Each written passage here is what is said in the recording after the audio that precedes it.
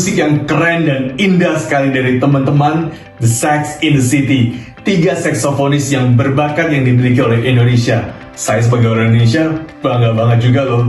Jadi tidak hanya kekerenan musik yang dibawakan, tapi juga video yang ditampilkan tadi ya, bisa kita lihat sangat menginterpretasi nama mereka juga sih. Menggambarkan tentang kota Jakarta, kehiruk-pikukannya, makanan tradisionalnya, kendaraan umumnya, dan juga kekreatifan masyarakat Jakartanya. Bisa dilihat pada saat ada graffiti wall-nya kota Jakarta nih. Pasti kangen banget, tapi ya benar, kita belum bisa menikmatinya secara leluasa karena pandemi dari COVID-19 ini. Tapi kita percaya, ini semua akan cepat berakhir dan kita selalu berdoa. By the way, pengen nyapa dulu nih teman-teman dari The City Light Jakarta, Gracia Community Church Jakarta, dan juga Gracia Community Church Purwokerto. Dan pastinya, semua teman-teman dimanapun Anda berada, mau Kristen maupun non-Kristen, selamat datang di acara online experience The City Light. The City Light ada untuk Anda semua. Dan kita ingin ucapin nih, selamat menunaikan ibadah puasa bagi teman-teman kita yang Muslim. Lancar terus ibadah puasanya sampai nanti hari Lebaran. Apa kabar nih teman-teman semuanya? Pasti pengen tanya langsung sih ya, cuman ya karena kita online experience belum bisa. Jadi bisa balas saya di komen di bawah ini. Dan pastinya setiap harinya ya, kita memiliki masalah yang kita hadapi, pergumulan yang kita hadapi. Saya percaya teman-teman semua juga mengalami hal yang sama dengan judul yang berbeda. Tetapi ingat ya teman-teman, Tuhan pasti selalu menemani kita kok. Setiap pergumulan cobaan yang diizinkan ada dalam hidup kita, Tuhan pasti selalu menyertai kita dan Tuhan berikan yang terbaik, lebih dari apa yang kita minta, tepat pada waktunya. Jadi sering bertanya nih, terkadang orang kalau tidak dijawab kan, apa sih tujuannya? Apa ada yang salah dari saya? Apa ada dosa terbaru yang saya buat? Atau banyak sekali pertanyaan dan itu wajar sekali, it's normal. Nah kebetulan The City Light memiliki wadah untuk teman-teman semua yang memiliki pertanyaan tersebut. Platformnya namanya Anda Bertanya Kami Menjawab. Jadi teman-teman bisa men-DM-kan setiap pertanyaan yang Anda miliki ke DM-nya Instagram The City Light. Jadi melalui DM Instagram The City Light kita bisa menyampaikan pertanyaan kita dan akan dijawab oleh tim The City Light melalui platform YouTube The City Light. Pernah nggak sih di dalam hati kita itu berpikir, untuk apa sih saya menyembah Tuhan? Untuk apa sih saya berdoa kepada Tuhan? Apakah supaya keinginan saya dipenuhi? Apakah supaya doa saya dijawab saja? Atau untuk Tuhan melindungi saya atau memberkati saya? Mungkin lagu yang akan dibawakan oleh Cindy Carolina akan menjawab pertanyaan kita ini. Lagu yang berjudul Because of Who You Are. Mari kita siapkan hati kita juga untuk mendengarkan sermon dari Pastor Indra Puspa yang berjudul I Belong. Enjoy.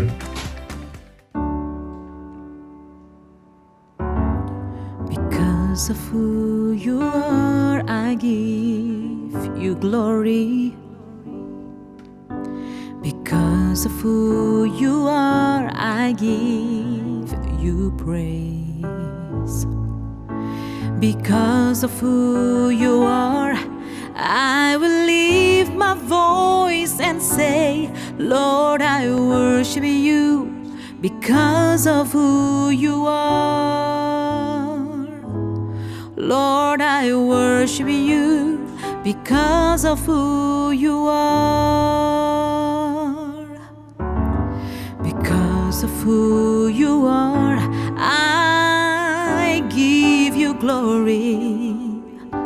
Because of who you are, I give you praise.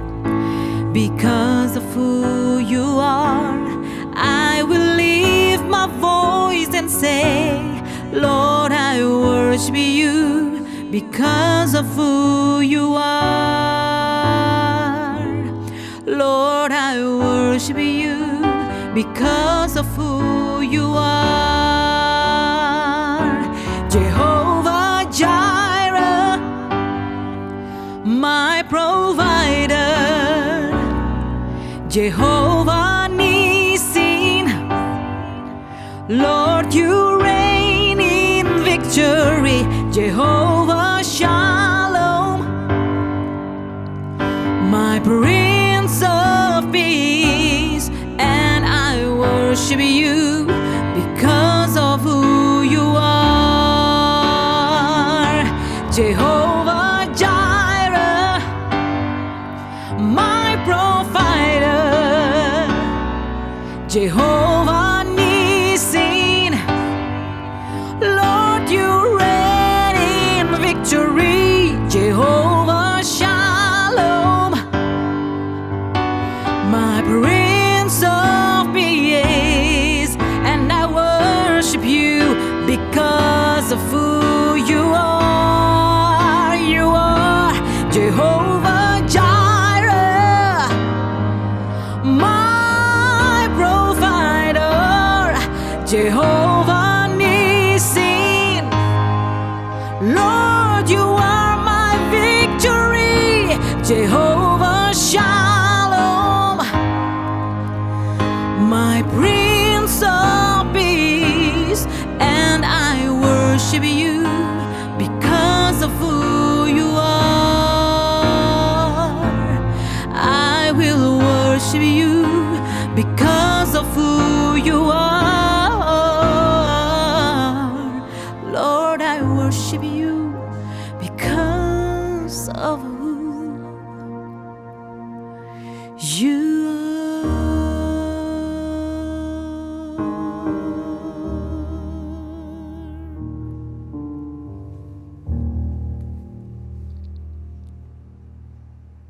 Oke, selamat siang Bapak Ibu dan Saudari kasih Tuhan, dan selamat pagi bagi Bapak Ibu yang nonton live streaming langsung di hari ini. Senang hari ini bertemu kembali bersama dengan teman-teman dari The City Lights dan Gracia Community Church. Pertama-tama saya mengucapkan terima kasih buat Pastor Jason Budi Prastia dan Ibu Pendeta Lois yang sudah memberikan saya kesempatan untuk bisa melayani di hari ini, dan semua pengurus teman-teman dari The City Light dan Gracia Community Church. Dan hari ini saya akan menyampaikan firman Tuhan dari 2 Samuel pasal yang ke-9, ayat yang pertama sampai ayat yang ke-13. 2 Samuel pasal yang ke-9, ayat yang pertama sampai ayat yang ke-13. Berkatalah Daud, masih adakah orang yang tinggal dari keluarga Saul? Maka aku akan menunjukkan kasihku kepadanya oleh karena Yonatan. Adapun keluarga Saul mempunyai seorang hamba yang bernama Ziba. Ia dipanggil menghadap Daud, lalu raja bertanya kepadanya, "Engkaukah Ziba?" Kemudian jawabnya, "Hamba tuanku." Kemudian berkatalah raja, "Tidak adakah lagi orang yang tinggal dari keluarga Saul? Aku hendak menunjukkan kepadanya kasih yang dari Allah." Lalu berkatalah Ziba kepada raja, "Masih ada seorang anak laki-laki Yonatan yang cacat kakinya." Tanya raja kepadanya, "Di manakah ia?" Jawab Ziba kepada raja, "Ia ada di rumah Makir bin Amiel di Lodebar." Sesudah itu Raja Daud menyuruh mengambil dia dari rumah Makir bin Amiel dari Lodebar, dan Mephiboset bin Yonatan bin Saul masuk menghadap Daud. Ia sujud menyembah. Kata Daud, "Mephiboset," jawabnya, "Inilah hamba tuanku." Kemudian berkatalah Daud kepadanya, "Janganlah takut, sebab aku pasti akan menunjukkan kasihku kepadamu oleh karena Yonatan ayahmu. Aku akan mengembalikan kepadamu segala ladang Saul nenekmu, dan engkau akan tetap makan sehidangan dengan aku." Lalu sujudlah Mephiboset dan berkata, "Apakah hambamu ini sehingga engkau menghiraukan anjing mati seperti aku?" Lalu raja memanggil Ziba, hamba Saul itu, dan berkata kepadanya, "Segala sesuatu yang adalah milik Saul dan milik seluruh keluarganya, kuberikan kepada cucu tuanmu itu. Engkau harus mengerjakan tanah baginya, engkau, anak-anakmu dan hamba-hambamu, dan harus membawa masuk tuayanya, supaya cucu tuanmu ini ada makanannya. Mephiboset, cucu tuanmu itu akan tetap makan sehidangan dengan aku." Ziba mempunyai 15 orang anak laki-laki dan 20 orang hamba. Berkatalah Ziba kepada raja, "Hambamu ini akan melakukan tepat seperti yang diperintahkan tuanku raja kepadanya." Dan Mephiboset makan sehidangan dengan Daud sebagai salah seorang anak raja. Mephiboset mempunyai seorang anak laki-laki yang kecil yang bernama Mika. Semua orang yang diam di rumah Ziba adalah hamba-hamba Mephiboset, demikianlah Mephiboset diam di Yerusalem sebab ia tetap makan sehidangan dengan raja, adapun kedua kakinya timpang. Mari kita berdoa pada pagi atau siang hari ini. Tuhan, kami bersyukur buat anugerah-Mu yang begitu besar atas kehidupan kami. Terima kasih hari ini Tuhan kembali memberikan kami sebuah kesempatan untuk kami bisa beribadah bersama-sama, meskipun mungkin sebagian kami harus ibadah secara online streaming. Tapi kami bersyukur buat tuntunan Tuhan, pemeliharaan Tuhan yang tidak pernah terbatas dalam kehidupan kami.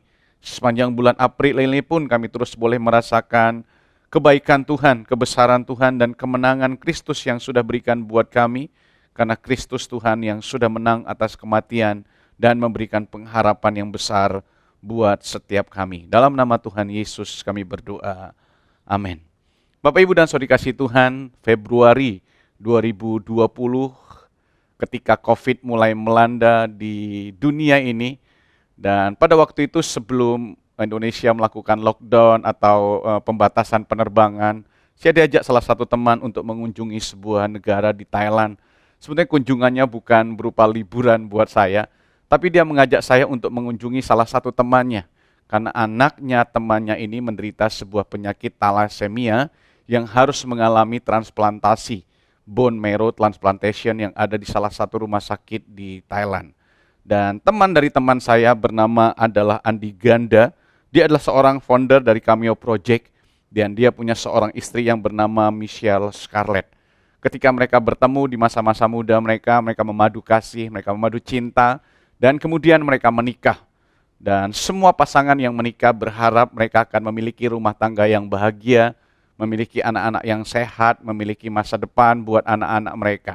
Dan mereka tidak pernah terpikirkan bahwa anak yang ada di dalam kandungan mereka atau anak yang mereka punya, satu hari kelak akan menderita penyakit. Tapi ketika istrinya hamil, semuanya berjalan dengan baik, dan anak laki-laki Tuhan anugerahkan buat mereka, dan mereka memberikan nama buat anak laki-laki mereka bernama Conan. Dan ketika Conan dilahirkan, semuanya dalam keadaan baik. Bulan pertama Conan hidup di dunia ini, bulan kedua, bulan ketiga. Tapi ketika 7 bulan Conan ada di dalam dunia ini, Conan mengalami satu hari mengalami panas yang sangat tinggi. Dan ketika dokter mendiagnosi penyakit yang dialami oleh Conan, dan dokter berkata kemungkinan besar Conan mengalami sebuah penyakit yang disebut dengan thalassemia. Kemudian kedua orang tuanya dicoba untuk cek apakah mereka punya gen atau genetik dari thalassemia. Dan waktu diteliti ternyata benar, Andi Ganda memiliki thalassemia minor, dan ibunya Michelle Scarlett juga memiliki thalassemia minor. Dan waktu diteliti ternyata Conan bukan hanya memiliki thalassemia minor, tapi Conan memiliki thalassemia mayor. Dan waktu Conan dilahirkan dan dokter menyatakan bahwa Conan terkena penyakit thalassemia mayor, kedua orang tua ini sangat sedih, sangat terpukul, tapi mereka sangat percaya bahwa akan ada pertolongan Tuhan buat kehidupan mereka. Kemudian mereka membesarkan Conan, tapi mereka tahu bahwa orang yang terkena dengan thalassemia yang mayor biasanya tidak berumur panjang. Thalassemia adalah sebuah penyakit kelainan darah genetik yang menyebabkan tubuh tidak bisa memproduksi sel darah merah secara sempurna, juga tidak bisa memproduksi Hb secara sempurna. Dan biasanya sekali lagi orang yang terkena thalassemia mayor umurnya nggak panjang. Dan saya percaya semua kita, kalau kita punya anak-anak, kita berharap anak-anak kita akan bertumbuh dan memiliki umur yang panjang. Demikian juga dari Andi Ganda dan Scarlett Michelle. Kemudian mereka berpikir bagaimana cara untuk mengobati Conan, dan akhirnya mereka memutuskan untuk melahirkan anak kedua mereka. Kenapa mereka memutuskan untuk dilahirkan anak kedua? Kalau anak kedua yang dilahirkan normal, kemudian dia akan membantu Conan supaya Conan bisa sembuh, mengalami pencakokan tulang sumsum atau apalah yang disebut secara medis, teman-teman. Dan ternyata waktu anak yang kedua dilahirkan, mereka kasih nama Kristal. Semua mereka berharap bahwa Kristal ini akan dilahirkan menjadi anak yang sehat. Kenapa? Kalau orang tuanya thalassemia minor, kemungkinan anak yang dilahirkan bisa thalassemia mayor, bisa thalassemia minor, atau kemungkinan lahirnya normal. Mereka berharap, mereka berdoa supaya anak yang kedua mereka normal, sehingga Kristal ini bisa menolong kakaknya Conan. Dan ternyata waktu Kristal dilahirkan, Kristal ternyata juga terkena thalassemia mayor. Mereka seolah-olah kehilangan pengharapan, tapi mereka terus berjuang bersama-sama, mereka berharap penuh kepada Tuhan, dan akhirnya mereka memutuskan untuk mengadakan bone marrow transplantation kepada Conan. Dan mereka mengajak kitabisa.com untuk bisa membantu Conan, dan selama proses pengumpulan dana, semuanya berjalan dengan baik. Sehingga mereka merasa bahwa ini pasti akan ada tuntunan Tuhan buat Conan, karena penggalangan dana yang dilakukan hanya sebentar cukup mengumpulkan uang yang cukup banyak untuk biaya operasi Conan di Thailand. Dan akhirnya Conan dan Kristal dibawa ke Thailand untuk dilakukan pencakokan tulang sumsum atau bone marrow transplantation. Dan waktu saya ada di sana, Conan telah menjalani BMT, tapi setelah dia menjalani BMT ada beberapa komplikasi yang dialami oleh Conan. Conan gak kunjung keluar dari rumah sakit sampai hari ini. Kita terus berdoa supaya Conan Tuhan sembuhkan. Tapi ketika saya sampai di sana, yang ingin saya ceritakan kepada Bapak Ibu, ketika saya sampai di sana, sebetulnya saya nggak bisa ngomong banyak kepada Andri Ganda dan Scarlett Michelle, karena saya nggak mengalami peristiwa yang mereka alami. Saya cuma duduk mendengarkan cerita mereka, tapi saya melihat bagaimana mata mereka, hati mereka masih terus berharap dan percaya kepada Tuhan, bahwa pertolongan Tuhan akan terus terjadi dalam kehidupan mereka. Ketika saya mendengar bagaimana mereka menceritakan ke anak-anak mereka, bagaimana menceritakan iman mereka yang kadang-kadang naik turun bersama dengan Tuhan. Kenapa? Karena hari itu kadang-kadang Conan bangun dengan kondisi yang sangat baik, sehat. Tapi besok harinya, kadang-kadang dokter berkata dia harus mengalami akibat dari BMT-nya. Harus mengalami banyak pengobatan-pengobatan yang lain. Dia berkata Tuhan membawa mereka persis seperti naik roller coaster. Di hari-hari tertentu Tuhan melihat bagaimana mujizat itu dinyatakan, tidak ada komplikasi buat Conan, tapi seminggu kemudian Conan dibawa lagi ke rumah sakit harus mengalami perawatan yang sama. Dan mereka berkata mereka merasakan bahwa musim dalam kehidupan mereka cepat sekali berganti. Nah Bapak Ibu dan Saudara dikasih Tuhan, saya percaya semua kita berharap bahwa musim kehidupan kita semua baik. Semua kita berharap bahwa episode cerita yang kita alami dalam kehidupan kita semuanya berjalan dengan baik. Tapi pada kenyataannya ketika kita menjalani kehidupan kita di dunia ini, kita akan banyak mengalami peristiwa-peristiwa yang sulit sekali untuk kita mengerti. Dan beberapa di antara kita justru kadang-kadang mendefinisikan kebaikan Tuhan hanya dari sebuah episode yang kita alami. Dan pada waktu itu saya cuma cerita kepada Andri Ganda dan Scarlett Michelle.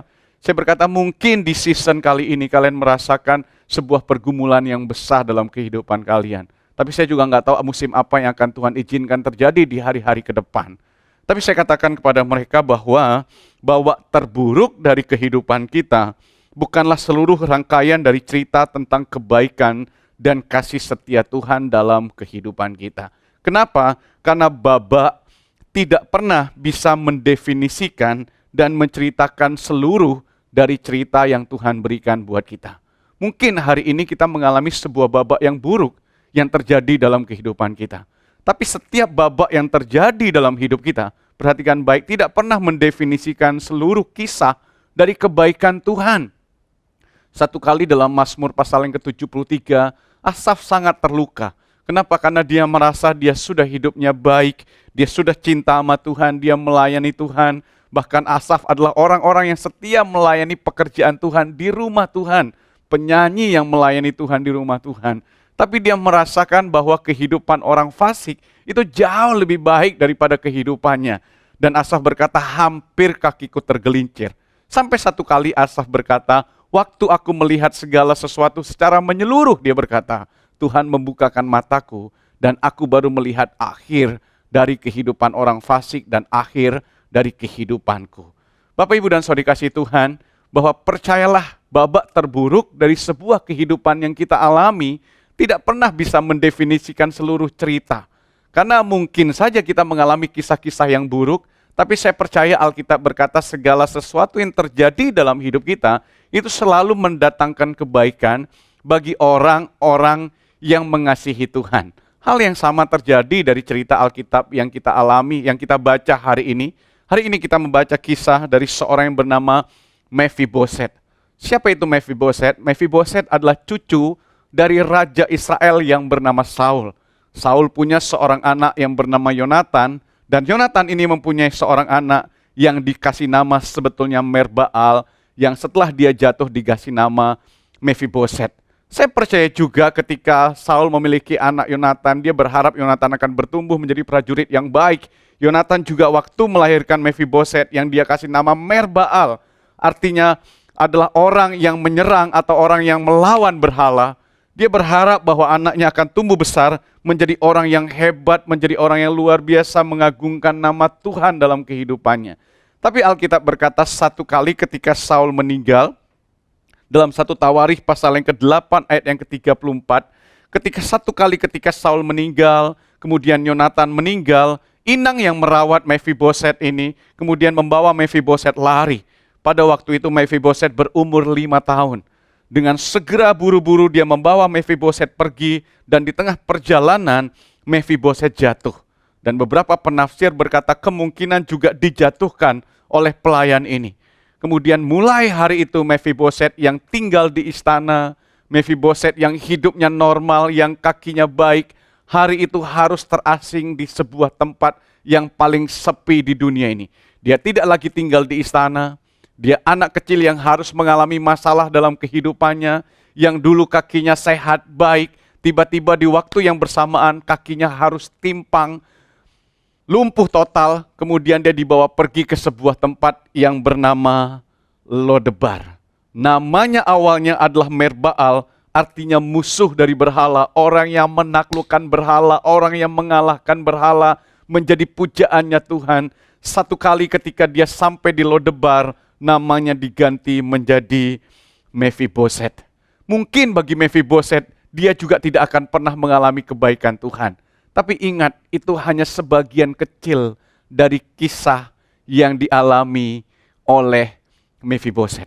Cerita tentang Mephiboset tidak berakhir. Sampai satu kali Alkitab berkata 15 tahun kemudian Daud ingat. Dan Daud berkata, masih adakah orang dari keluarga Saul yang masih hidup? Kemudian Ziba berkata, masih ada satu orang yang bernama Mephiboset. Daud berkata, panggil dia, karena aku akan menunjukkan kasih setia Tuhan kepada anak ini yang bernama Mephiboset. Bapak, Ibu, dan Saudara kasih Tuhan, sama seperti Mephiboset, kisah hidupnya nggak berakhir. Mungkin dia harus menunggu lama, dia menunggu 1 tahun, kisah hidupnya masih nggak baik, 2 tahun, 3 tahun, 4 tahun. Alkitab berkata sampai 15 tahun. Dia ada di sebuah tempat yang terasing, sebuah tempat yang tidak baik. Tapi kasih setia Tuhan tetap Tuhan berikan kepada Mephiboset. Hari ini, saya nggak tahu season apa yang Bapak Ibu sedang alami. Masa-masa apa yang Bapak Ibu sedang alami. Mungkin sudah 1 tahun tanpa terasa kita mengalami masa-masa pandemi yang kurang baik. Mungkin beberapa di antara kita harus kehilangan orang yang kita kasihi. Kita harus kehilangan papa kita. Kita harus kehilangan mama kita. Kita harus kehilangan sahabat-sahabat terbaik. Mungkin beberapa di antara kita harus kehilangan sesuatu yang sudah kita bangun selama ini. Kita bekerja keras untuk membangun sebuah usaha. Hanya dalam satu waktu yang singkat saja. Segala usaha yang kita punya lenyap begitu saja. Mungkin ada beberapa di antara kita yang harus kehilangan pekerjaan kita. Mungkin beberapa di antara kita yang seolah-olah bermimpi bahwa kita nggak lagi punya masa depan yang baik dalam kehidupan kita. Tapi satu hal yang ingin saya katakan buat kita semua, sebagaimana Mephiboset kisah hidupnya belum berakhir, demikian juga dengan kisah kehidupan kita. Oleh sebab itu jangan buru-buru kita berkata bahwa Tuhan itu nggak baik, dan kita nggak bisa mendefinisikan kebaikan Tuhan hanya dari satu musim yang kita alami. Kenapa? Karena masih banyak musim-musim yang akan terjadi dalam kehidupan kita. Berapa banyak di antara kita yang senang nonton film drama, berapa banyak di antara kita yang suka nonton film-film yang lain. Dan minggu ini saya senang nonton film Vincenzo. Wah, saya senang nonton sebuah film Korea, lagi senang nonton drama Korea Vincenzo. Dan ingat, sepanjang kisah Vincenzo juga kita berpikir mungkin hal-hal yang gak baik terjadi dalam hidupnya. Itu hanya dari episode. Kita baru bisa mendefinisikan sebuah cerita ketika kita menonton cerita itu sampai selesai. Sama halnya dengan kehidupan kita. Saya percaya Tuhan sedang menulis cerita-cerita yang indah buat kehidupan kita di hari-hari ke depan. Tapi cerita dalam kehidupan kita mungkin penuh drama, penuh hal-hal yang gak menyenangkan, penuh hal-hal yang mengecewakan. Tapi sekali lagi Alkitab berkata segala sesuatu yang Tuhan izinkan terjadi dalam hidup kita, semuanya mendatangkan kebaikan bagi orang yang mengasihi Tuhan. Dan Alkitab berkata Mephiboset dulu namanya Merbaal, kemudian diganti namanya menjadi Mephiboset. Apa itu Mephiboset? Mephiboset artinya adalah shamefulness, anak yang membawa malu. Dulunya dia dikasih nama Merbaal, orang yang akan mengalahkan berhala. Tapi kemudian namanya diganti dengan Mephiboset yang artinya shamefulness. Dan dia ada di sebuah tempat yang bernama Lodebar. Lodebar itu artinya nggak ada apa-apa di sana. Lodebar itu artinya tidak ada suara. Lodebar itu artinya gersang. Lodebar itu artinya nggak ada pengharapan sama sekali di sana. Tetapi Daud berkata sekali lagi, aku ingin menunjukkan kasih setiaku kepada Mephiboset. Dan hari ini saya percaya ketika peristiwa kematian Kristus di atas kayu salib, Kristus juga menunjukkan kasih setianya kepada kita semua. Saya percaya no matter how great your sin, they cannot defeat the greatness of God's love. Seberapa besar pun dosa yang kita punya, mereka tidak dapat mengalahkan kebaikan Tuhan dan kasih setia Tuhan yang begitu besar dalam kehidupan kita. Kenapa? Karena Dia Tuhan yang penuh dengan kasih. Tuhan mengasihi kita bukan berdasarkan kasih yang bisa kita berikan buat Dia. Tapi Alkitab berkata justru Tuhan mengasihi kita waktu kita masih dalam keadaan berdosa. Sama seperti Tuhan mengasihi Mephiboset. Ketika Mephiboset datang ke tempat Daud dengan penuh ketakutan, dia harus datang ke istana. Bahkan Mephiboset berkata, aku ini seperti anjing yang mati, yang gak punya pengharapan, yang gak layak untuk dikasihi. Tapi Daud berkata kepada Mephiboset, lihat tanganku terbuka buat kamu, dan aku akan menerima kamu. Dan kamu bukan hanya akan tinggal di istana, tapi kamu akan makan dan duduk sehidangan dengan aku. Artinya Daud menerima penuh kehidupan Mephiboset. Dan saya percaya Tuhan juga melakukan hal yang sama buat kita. Tuhan juga menerima kita dengan utuh, dengan penuh. Walaupun kita penuh dengan kekurangan, tapi Tuhan akan berkata, ayo makan duduk sehidangan meja dengan aku. Aku akan memulihkan statusmu. Aku akan memulihkan kehidupanmu. Tuhan mengajak kita, ayo. Tugas kita cuma datang kepada Tuhan. John Calvin berkata, Tuhan mengasihi kita lebih dahulu tanpa perlu terprovokasi oleh kasih yang kita berikan buat Dia. John Calvin sekali lagi berkata bahwa Tuhan mengasihi kita terlebih dahulu tanpa Dia perlu terprovokasi oleh kasih yang kita berikan kepada Tuhan. Lebih lanjut, C.S. Lewis berkata bahwa kekristenan tidak berpikir bahwa Tuhan akan mengasihi kita karena kita baik. Tetapi Tuhan membuat kita baik karena Dia mengasihi kita. Jadi hari ini siapapun kita, mungkin kita penuh dengan kekurangan, kita penuh dengan keterbatasan, sama seperti Mephiboset yang kakinya timpang, gak memiliki pengharapan, yang gak layak untuk dikasihi. Tapi ketika Kristus mati di atas kayu salib, Dia mengasihi kita semua. Siapapun kita, apapun latar belakang kita, apapun masa lalu kita, apapun yang kita kerjakan, Alkitab berkata bahwa Tuhan mengasihi kita. Tuhan bukan hanya mengasihi satu orang, tapi Tuhan mengasihi seluruh isi dunia ini. Dengan penuh ketakutan Mephiboset datang kepada Daud dengan penuh intimidasi, apakah Daud akan menerima dia? Tapi Daud dengan tangan terbuka menerima dia. Teman-teman yang dikasihi Tuhan, Bapak Ibu yang dikasihi Tuhan, seringkali dengan penuh ketakutan kita mencatat dosa-dosa kita, kita menceritakan kegagalan kita, kita datang menceritakan siapa kita seperti anjing mati, mungkin seperti yang dikatakan oleh Mephiboset. Tapi dengan penuh kasih, Tuhan menghapus semua dosa-dosa kita. Dan Tuhan berkata, cukup dengan kematianku di atas kayu salib. Alkitab berkata, semua dosa-dosa kita sudah dihapuskan oleh darah Kristus. Jadi hari ini siapapun kita, siapapun saudara, apapun latar belakang saudara, semua saudara diterima di tempat ini. Karena saya percaya bahwa gereja itu adalah rumah anugerah yang Tuhan berikan buat semua orang. Tempat ini bukanlah tempat pertunjukan bagi orang-orang yang suci dan saleh. Tetapi ini adalah rumah bagi semua kita orang-orang yang berdosa. semua kita yang penuh dengan kekurangan, semua kita yang penuh dengan kegagalan, semua kita yang penuh dengan hal-hal yang tidak baik dulunya. Ini tempat di mana Tuhan menerima kita secara utuh. Hal berikutnya yang kita bisa pelajari dari kisah Mephiboset, bahwa keadaan kita tidak bisa mengubah identitas kita di hadapan Tuhan. Memang Mephiboset orang yang timpang, memang dia cacat, memang dia ada di sebuah tempat yang tidak memiliki pengharapan, yang bernama Lodebar. Tapi ingat siapa Mephiboset? Mephiboset tetap cucunya raja. Mephiboset adalah anak dari Yonatan. Yonatan punya seorang ayah yang bernama Saul.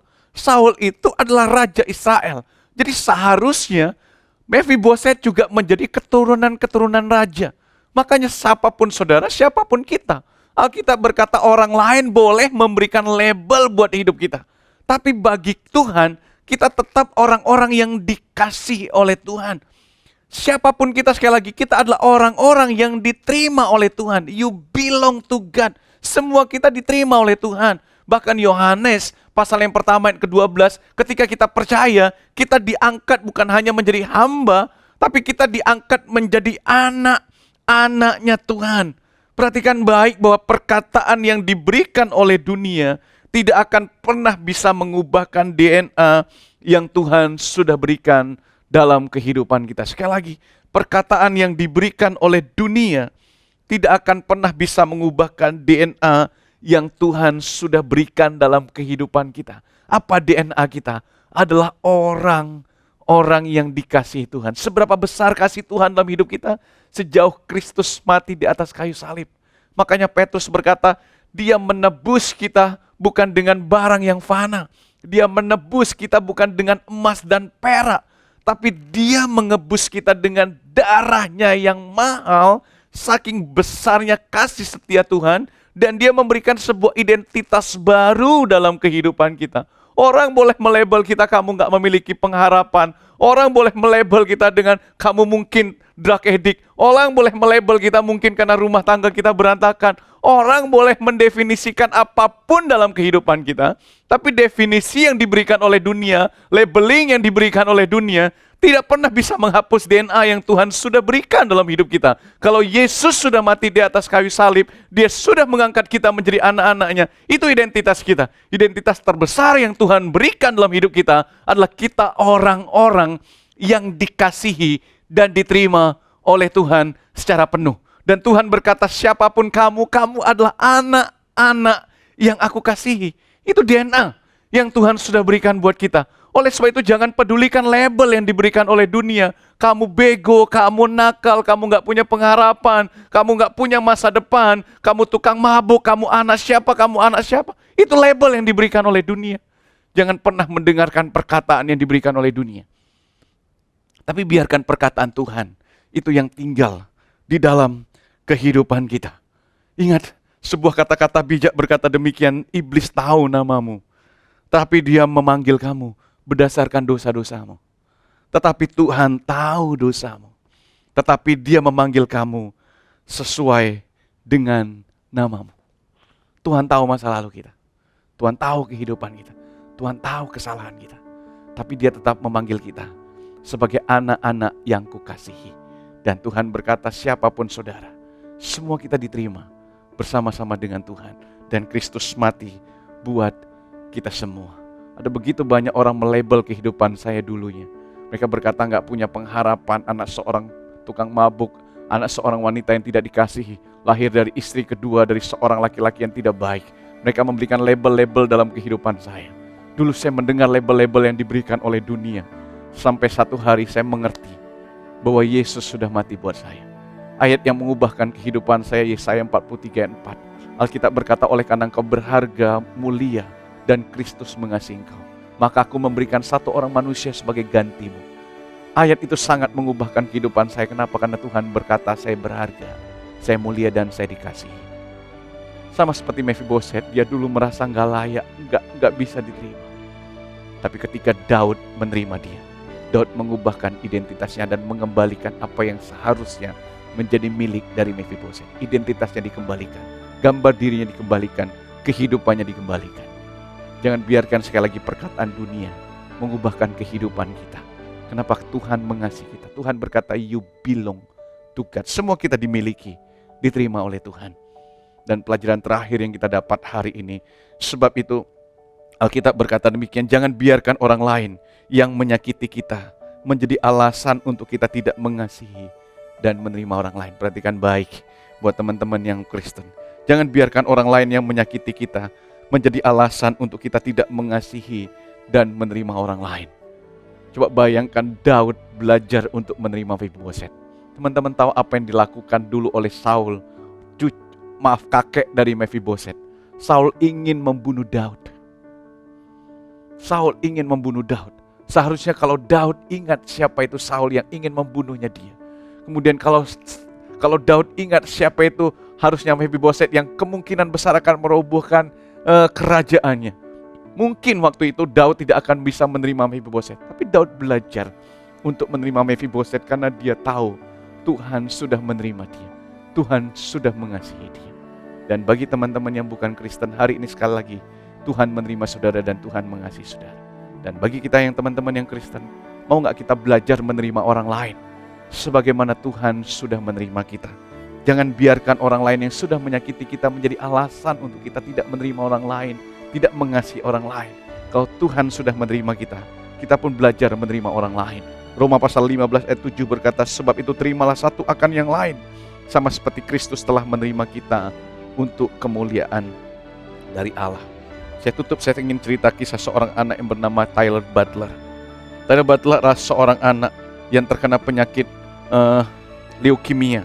Dia penyintas kanker dan dokter berkata bahwa dia terkena leukemia di usia 4 tahun dan mulai hari itu dia harus mengalami kemoterapi. Dan setiap kali dia mengalami kemoterapi, rambutnya mulai berguguran, kulit wajahnya mulai berubah. Dia dibully oleh teman-temannya, dia ditolak oleh teman-temannya. Kemudian ketika di masa-masa dia harus terkucilkan, dia belajar untuk main violin di usia 7,5 tahun. Dan kemudian dia mengikuti sebuah ajang pencarian bakat di usia 11 tahun. Dan hari itu dia menang di acara pencarian bakat. Dan Tyler Butler berkata di akhir audisi itu dia berkata, aku tidak ingin dipanggil lagi sebagai penyintas kanker. Sekarang aku adalah pemain biola. Tyler Butler tidak ingin apa yang dikatakan oleh dunia itu mengubahkan kehidupannya. Dia mau bangkit dari keterpurukan. Kalau dia punya seorang mama yang menerima dia, mendampingi dia, dan itu mengubahkan masa depannya. Hari ini kita punya Tuhan Yesus yang sangat mengasihi kita. Dia menerima kita. Kita punya masa depan yang baik. Kita punya masa depan yang indah. Dan kita punya musim-musim yang lain dalam kehidupan kita. Dan di sepanjang musim kehidupan kita, selalu ada kasih Tuhan di tempat itu. Tuhan memberkati kita semua. Mari kita tundukkan kepala dan kita berdoa. Tuhan, kami bersyukur buat firman-Mu hari ini. Dan biar firman-Mu hari ini menguatkan kehidupan kami, meneguhkan kami kembali. Untuk kami terus boleh merasakan kebaikan Tuhan, kasih setia Tuhan yang tidak pernah terbatas buat kami. Berkati The City Light dan memberkati Gracia Community Church, berkati Pastor Jason, berkati Bu Lois, dan berkati semua teman-teman yang melayani. Kami percaya Tuhan ada dalam kehidupan. Biarkan penyertaan Tuhan senantiasa ada dalam kehidupan Bapak Ibu. Berkat dari Allah Bapa, cinta kasih dari Tuhan kita Yesus Kristus, serta penyertaan dari Allah Roh Kudus akan menyertai kita mulai hari ini sampai Tuhan Yesus datang kali yang kedua. Amin. Tuhan memberkati. Dari sermon hari ini, saya cektok dan saya percaya bahwa kita semua itu pasti ingin menjalani setiap musim kehidupan kita itu dengan baik. Tapi pada kenyataannya, banyak sekali peristiwa yang terjadi itu di luar dari prediksi kita. Contohnya 1 tahun terakhir ini. Banyak sekali orang yang mengalami keterpurukan, bahkan sudah tidak tahu caranya untuk bangkit kembali. Tapi, sebaliknya, tidak sedikit juga yang justru menikmati kelimpahan secara materi. Jadi sangat bertolak belakang. Nah, berarti sulit bagi kita untuk mengatakan babak buruk yang terjadi menandakan berakhirnya kesempatan kita untuk menikmati kebaikan Tuhan. Ini bisa kita pelajari dari kehidupan Mephiboset, di mana kita lihat di dalam kehidupannya sepertinya sudah tidak ada lagi pengharapan. Namun Tuhan tunjukkan kasih-Nya melalui Daud. Jadi bagi teman-teman yang Kristen maupun non-Kristen, mari ayo kita tetap percaya kepada Tuhan, tetap ikuti Tuhan, karena dalam Tuhan tersedia pengharapan. Terima kasih kepada Pastor Indra Puspa atas sermonnya yang sudah membangkitkan semangat kita dan selalu berpengharapan kepada Tuhan. Terima kasih bagi teman-teman semua yang sudah menyaksikan tayangan ini dari awal sampai akhir. Kami juga ingin mengucapkan terima kasih bagi teman-teman semua yang sudah mendukung pekerjaan Tuhan melalui persembahan bagi gereja The City Light dan juga Gracia Community Church. Ingat protokol kesehatan 5M. See you in the next episode. God bless.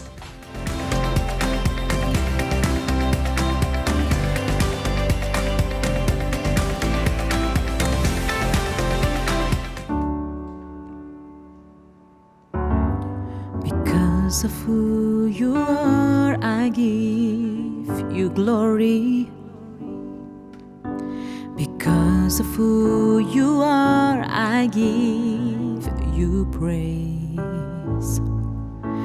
Because of who you are, I will lift my voice and say, Lord, I worship you because of who you are. Lord, I worship you because of who you are. Because of who you are, I give you glory. Because of who you are, I give you praise. Because of who you are, I will lift my voice and say, Lord, I worship you because of who you are. Lord, I worship you because of who you are. Jehovah Jireh, my provider. Jehovah Nissi, Lord, you reign in victory. Jehovah Shalom, my Prince of Peace, and I worship you because of who you are. Jehovah Jireh, my provider.